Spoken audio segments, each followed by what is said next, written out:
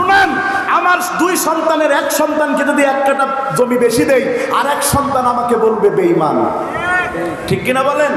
আমি যদি আমার 2 কর্মীর মধ্যে 1 কর্মীকে একটু বেশি দেখি, সে আমার বলবে আমার নেতা স্বার্থপর। ঠিক কিনা বলেন? দুনিয়াতে কেউ কারোর আপন একটু কম পড়লেই বুঝবেন কে আপনারে সত্যিকারের ভালোবাসে। কম না পড়া পর্যন্ত বুঝবেন না। ও ভাই, আচ্ছা আল্লাহ বলছেন রাসূলের সম্পর্কে, লাকাদ জাআকুম রাসূলুম মিন আনফুসিকুম আজিজুন আলাইহি মা আনিতুম হারিস। আরে তোদের জন্য এমন একটা নবী পাঠিয়েছি, যেই নবী তোদের কষ্ট দেখে কষ্ট পায়। যেই নবী তোদের মাঝে এসেছে, সেই নবী তোদের ব্যথায় ব্যথিত হয়। কতটা ব্যথিত হয়? তায়েফের ময়দানে রাসূলকে পাথর মারতে মারতে মারতে মারতে এত পাথর মেরেছে, রক্ত ঝরে জুতার মধ্যে আটকে গেছে। জুতা খুলতে গেলে মনে হয় রাসূলের মাথায় চার লাগতেছে। রাসূল বেহুশ হয়ে জমিনে পড়ে গেছে।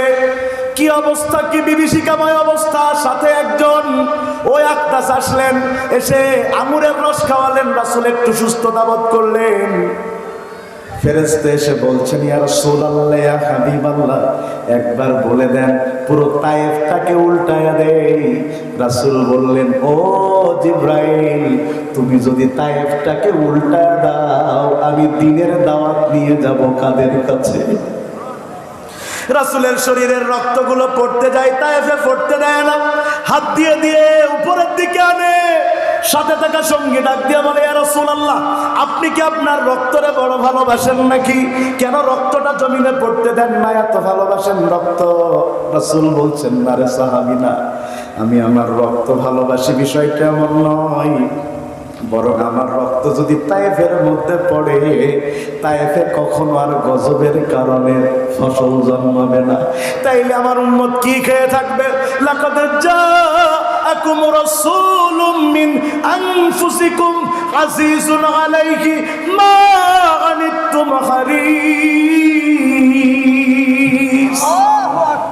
কোথায় পাবেন? রাসূলের চাইতে কল্যাণকামী, রাসূলের চাইতে ভালোবাসার আর কাকে পাবেন? তো রাসূল যদি হয় আমার ভালোবাসার মাপকাঠি, রাসূল যদি হয় আমার জান্নাতের মাপকাঠি, রাসূল যদি হয় আমার সুন্নাহর মাপকাঠি, তাইলে আল্লাহর জমিনে রাসূল ছাড়া কোন মানুষের আদর্শ আমরা মানতে পারি না। তুমি যদি বুঝোই তোমার নেতা আজকে আছে কালকে নাই, আজকে যারে ভাই বলছো যদি এমপি না হতে পারে, পরের দিন বলবা শালা। কথা বলছেন না কেন? আমি আজকে, আমরা মানুষ মানুষকে ভালোবাসি কি দিয়ে? তার অবস্থান অনুযায়ী না? আচ্ছা, আমি যদি বক্তা না হতাম, আমারে কি এত যত্ন করে দাওয়াত করে আনতেন? আপনারা আনতেন না, প্রশ্নই আসে না। কারণ আমার তো চেহারা ভালো, অনেক মানুষ এখানে বসে আছে। কথা বলছেন না কেন? আছে না?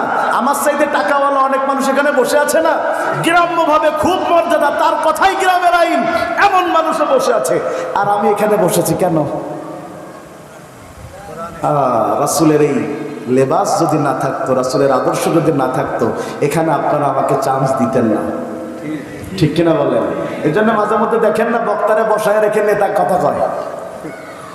এবার জনগণ তো কিছু কইতেও পারে না, কলি তো আবার নেতা পরে লোক দিয়ে ধরে খাতানি দেবে, কথা কয় না কা।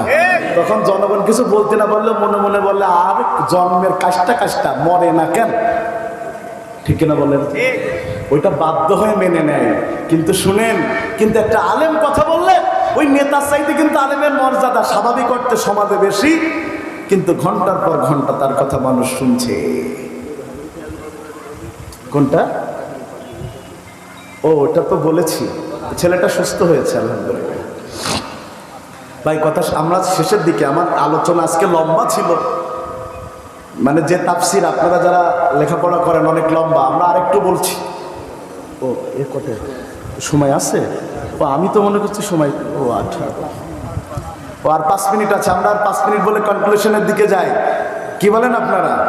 তাইলে রাসূলকে গালি দিয়েছে কাফেররা, আর গালির জবাব দিয়েছেন কে? জোরে বলেন না, গালির জবাব দিয়েছেন কে?